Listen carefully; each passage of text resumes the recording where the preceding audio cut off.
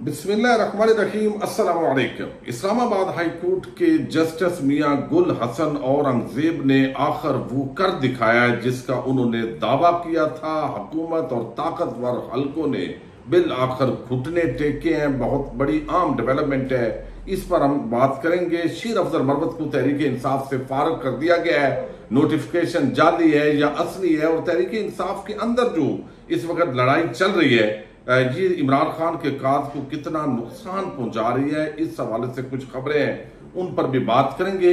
पंजाब हुकूमत ने बिल आखिर जो सरकारी स्कूल हैं उनसे जान छुड़ाना शुरू कर दी है।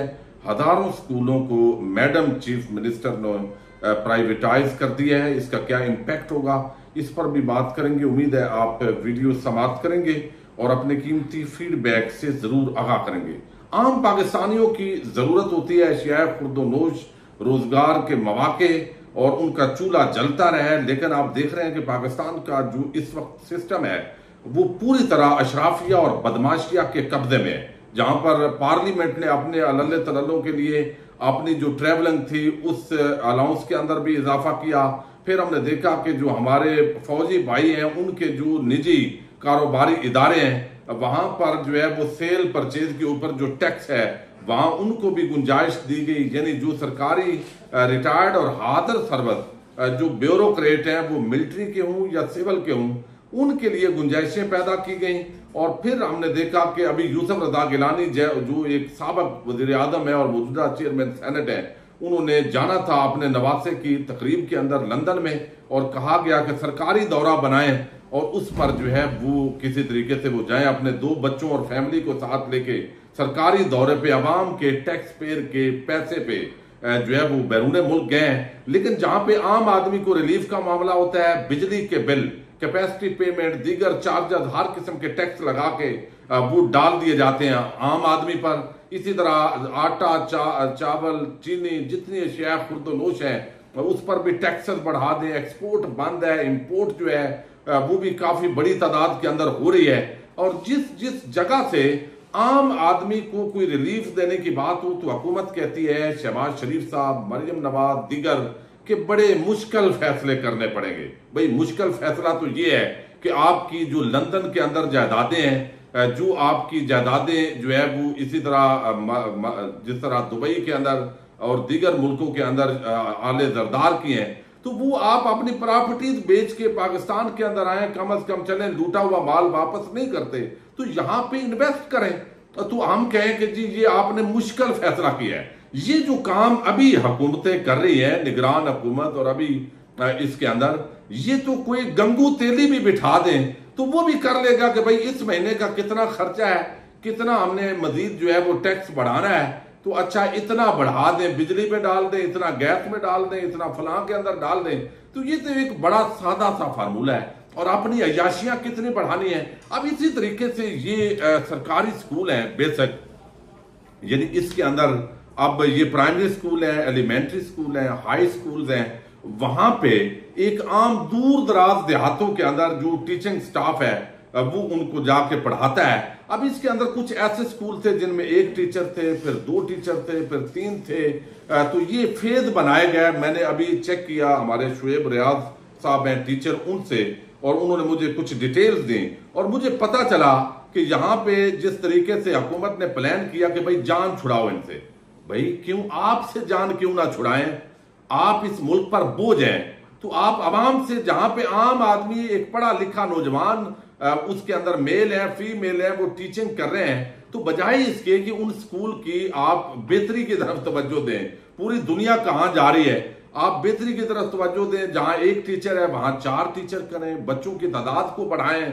इस वक्त 2 करोड़ बच्चा तकरीबन स्कूल से बाहर है, उसको किस तरह स्कूल में लाना है। और फिर इसी तरीके से कहा गया कि पहले फेज के अंदर हम उनको जो है वो प्राइवेटाइज कर रहे हैं, उन इदारों को, स्कूलों को जहां 1 टीचर है, तो बजाय इसके कि आप वहां 3 और टीचर कर देते और वो बच्चों को स्कूल में लाते, वो काम नहीं किया गया।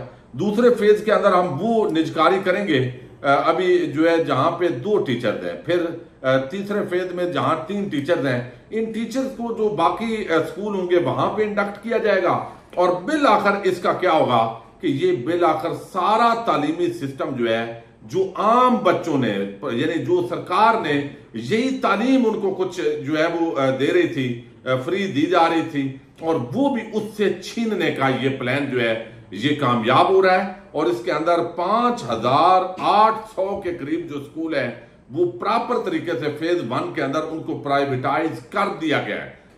जो असातिज़ा है वो चीखते रहे, चिल्लाते रहे, चूंकि निगरान हुकूमत के जरिए पहले नून लीग की हुकूमत आई, इन्होंने इस तरह के फैसले कर लिए थे, लेकिन इन्होंने कहा ये निगरान हुकूमत पे डालेंगे, निगरान हुकूमत ने कर दिया है, अब वो कहते हैं कि हम तो उसी को आगे बढ़ा रहे हैं, उसी की एक्सटेंशन है।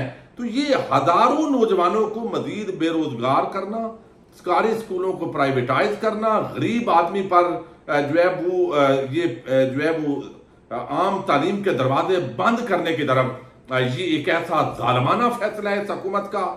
जो स्कूल के टीचर, चूंकि आम लोगों को इस वक्त इतनी आगे पीछे मामलात हैं कि समझ ही नहीं है कि ये कैसे एक एक चीज जो है अवाम के साथ खेला जा रहा है। तो इस ये काबिल मुजम्मत काम है।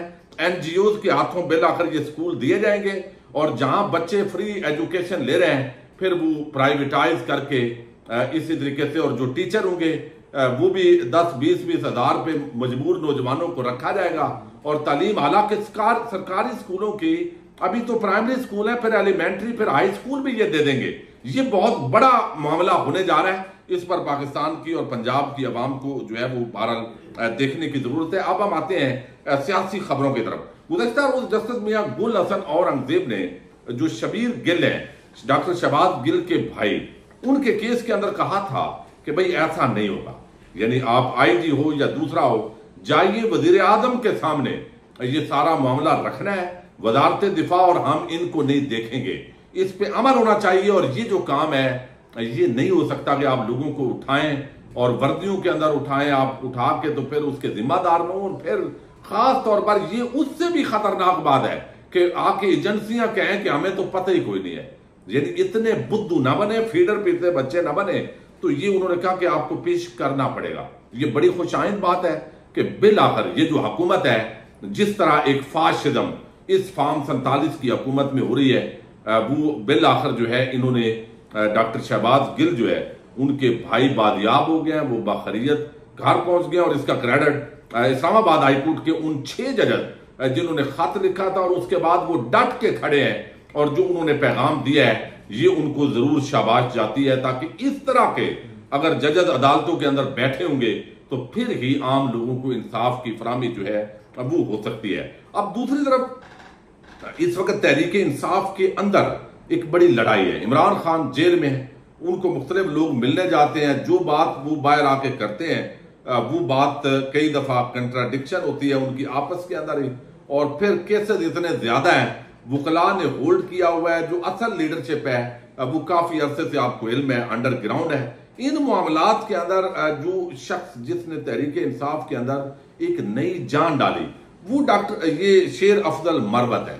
शेर अफजल मरवत तंजीमी आदमी नहीं है, मैं कई दफा बात कर चुका हूं, तंजीमी मजाज के नहीं है, खुले डुले आदमी है, लेकिन मजमा इकट्ठा करना, उनको प्रॉपर तरीके से जो है वो एक उनके अंदर जज्बा पैदा करना, ये उनकी कायदाना सलाहियत है जिसने उनको बड़ा जो है वो करवाया है। लेकिन अब शेर अफजल मरवत जो है उनको तहरीक इंसाफ से निकालने का एक नोटिफिकेशन जारी हुआ है।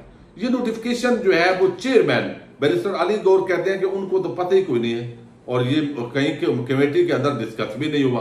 अच्छा, दूसरी तरफ जो है सेक्रेटरी जनरल उमर अयूब है, उनके भी यहाँ दस्तखत नहीं है, बल्कि फरदौस शमीम नकवी है, ये एडिशनल सेक्रेटरी जनरल है, उनके दस्तखतों के साथ शेर अफजल मरवत को पार्टी से जो है वो निकाल दिया गया। अब ये कहा गया कि चूंकि इनको निकाला गया है और इस मामले के अंदर जो है वो देखने की जरूरत थी कि असल ये सारा जो मामला है ये क्या है, लेकिन शेर अफजल मरवत ने इसको कबूल कर लिया है। यानी बैरिस्टर गौर कहते हैं ऐसी कोई बात नहीं, ये जाली नोटिफिकेशन है, कोई कह रहा है असली नोटिफिकेशन है, ये चीजें तो चलती रही हैं। लेकिन ये बात हकीकत है कि PTI के अंदर इतनी ग्रुपिंग है कि बाहर इमरान खान का जो विजन है या जो उनके फॉलोइंग है वो अपने आप को मनवाने के अंदर कामयाब हुए।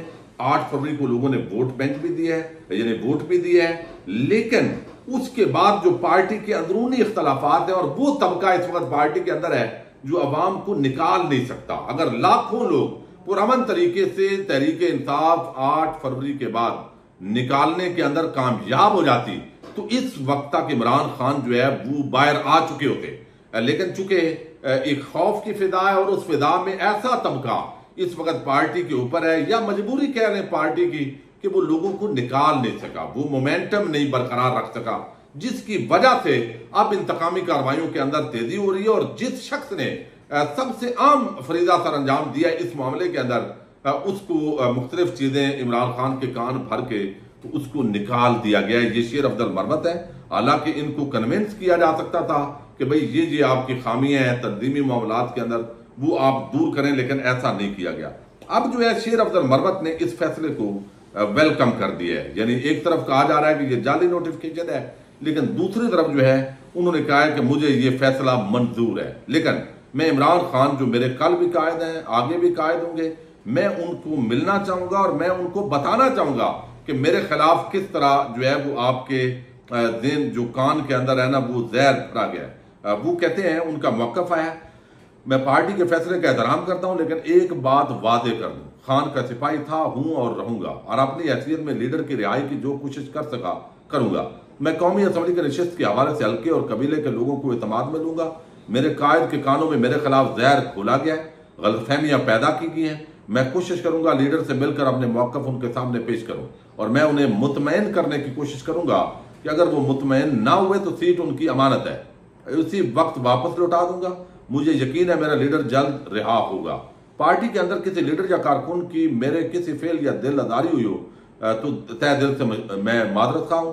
उम्मीद करता हूं पार्टी रहनुमा मेरे खिलाफ बयानबाजी से गुरेज करेंगे ताकि बामी एहतराम के असूल पामाल ना हो।